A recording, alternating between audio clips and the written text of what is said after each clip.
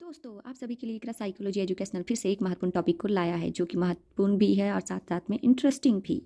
जैसे कि हम लोग पहले देख चुके हैं प्रॉब्लम सॉल्विंग आखिर है क्या, उसके मेथड को देखें, उसके फैक्टर को देखें एंड देन उसके बाद हम लोग देखने क्या जा रहे हैं, तो स्टेप्स को।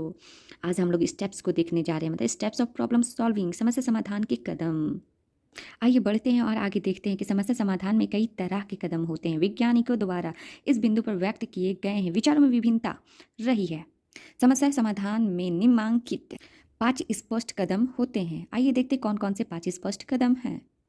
पहला पॉइंट, समस्याओं के स्वरूप समझना, understanding the natures of problem.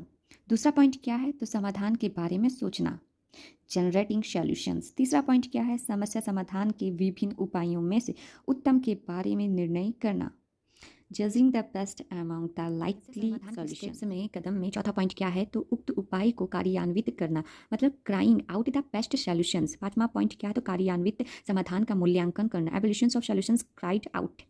आशा करती हूँ कि ये जो स्टेप्स है समस्या समाधान के कदम जो हम लोग आज पढ़ रहे हैं, वो आपको नाम से ही ऐसे स्पष्ट समझ में आ रहा है कि इसके बारे में क्या कहा गया, समस्या समाधान में इसको किस तरह से डील करेंगे, किस तरह से हम लोग कौन कौन से प्रॉब्लम आते हैं, कौन कौन से स्टेप्स को लेके हम लोग आगे बढ़ते हैं और किस तरह से हम लोग अपने समस्याओं के समाधान को करते हैं।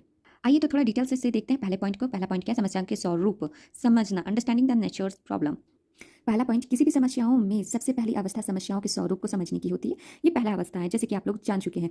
या व्यक्ति यह समझने की कोशिश करता है कि समस्या सुस्पष्ट है या अस्पष्ट है, उसका समाधान करने के लिए किन चीज़ों एवं किन किन व्यक्तियों की जरूरत पड़ सकती है इत्यादि। कहने का तात्पर्य यह है कि इस अवस्था में व्यक्ति समस्याओं के विभिन्न पहलुओं की पहचान करता है तथा उसके स्वरूप को समझने की अक्सर कोशिश करता है, ताकि वह उसे समस्याओं के समाधान के संभावित तरीकों से अपना सके। उसे हम लोग क्या कहते हैं, समस्या के स्वरूप समझना। तो ये हम लोग का पहला चरण था। अब दूसरे चरण में आते हैं, दूसरे स्टेप में या दूसरे कदम में, समाधान के बारे में सोचना। जैसे नाम से स्पष्ट होता है कि कोई भी समस्या होती है तो उसके बारे में समाधान किस तरह से किया जाए, उसके बारे में हम लोग सोचते हैं, जनरेटिंग सॉल्यूशन। ये दूसरा चरण है, दूसरी अवस्थाएं हैं, जिसमें समस्या समाधान करता समस्याओं के स्वरूप निश्चित कर लेने के बाद उनके संभावित समाधान के बारे में सोचता है। इसके लिए वह अपनीगत अनुभूतियों का भी सहारा लेता है तथा वर्तमान समय में उपलब्ध स्रोतों को टटोलता है। इस तरह से वह समस्याओं के समाधान के बारे में कई तरह के उपायों के बारे में सोच लेता है। वह प्रत्येक ऐसी समाधान की एक सूची तैयार कर लेता है। संभव है कि किसी समस्याओं के समाधान के 2 तरीके या उससे भी अधिक उसके सामने उपलब्ध होते हैं। क्या सोचता है वो, किस तरह से कि कौन सी समस्याओं के समाधान किया जाए। तो उसी तरह से इंसान कहते हैं ना, एक ऑप्शन अगर फ्लॉप हुआ या फिर फेल हुआ, सफल हुआ, तो दूसरा ऑप्शन इंसान रखता ही है। उसी प्रकार से कोई भी सोल्यूशन हो, समस्याओं प्रॉब्लम का सोल्यूशन निकालना हो, तो उस तरह से हम लोग एक अगर असफल रहा तो दूसरा सफल जरूर होगा, दूसरा अगर असफल रहा तो तीसरा जरूर सफल होगा। अब आते हैं हम लोग तीसरे चरण में, जो कि क्या है, समस्या समाधान के विभिन्न उपायों में से उत्तम के बारे में निर्णय करना। इसे भी हम लोग जैसे कि नाम से ही स्पष्ट हो जाता है कि इसके बारे में क्या कहा जा रहा है। तो आइए देखते हैं तीसरे चरण को, इसमें क्या कहा गया है। विभिन्न उपायों में सबसे उत्तम एवं वैज्ञानिक उपायों का चयन करता है। दूसरे शब्दों में यह भी कहा जाता है कि यह निश्चित करता है कि इन विभिन्न उपायों में से किसी उपाय से सबसे कम समय में तथा बिना किसी तरह की त्रुटि किए ही समस्याओं के समाधान वह कर पाएगा। इसके लिए वह दूसरी अवस्थाओं में चयनित प्रत्येक उपायों को तुलनात्मक अध्ययन करने के बाद इस निष्कर्ष पर पहुंचता है कि अमुक उपाय ही समस्या समाधान का सबसे प्रमुख एवं उपयुक्त उपाय होता है। उसे ही हम लोग क्या कहते हैं, समस्या समाधान के विभिन्न उपायों में से उत्तम के बारे में निर्णय लेना।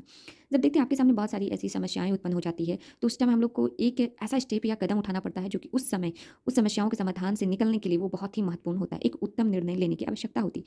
जीवन हो या करियर हो या फिर कोई और फील्ड हो, उसमें हम लोग को एक उत्तम निर्णय लेने की आवश्यकता होती है। उसी हम लोग क्या, उस समय हम लोग उस प्रॉब्लम से निकलने के लिए हम लोग एक उत्तम निर्णय को लेते हैं। अब आते हैं इसी प्रकार से चौथे पॉइंट पे। चौथे पॉइंट कहें या चौथा चरण कहें, दोनों बराबर ही है। यहाँ कह रहा है चौथा चरण में उक्त उपाय को क्रियान्वित करना, मतलब carrying out the best solution.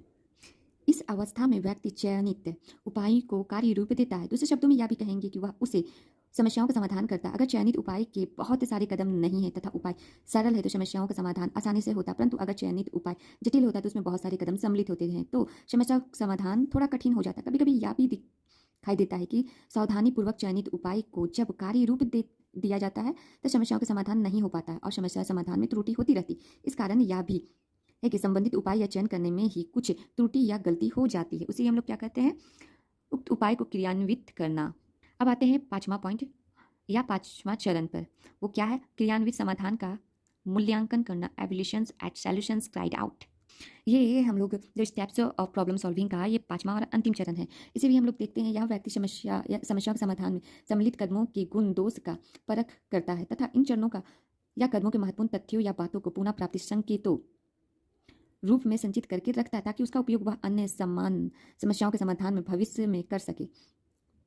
उसे हम लोग क्या कहेंगे, तो उसे हम लोग कहेंगे क्रियान्वित समाधान का मूल्यांकन करना, कि जब हम लोग को कभी ऐसी सिचुएशन आए कि उस समस्याओं का समाधान में उस चीज़ को हम लोग यूज़ कर सके, यूटिलाइज कर सके, कोई भी ऐसी समस्या हो।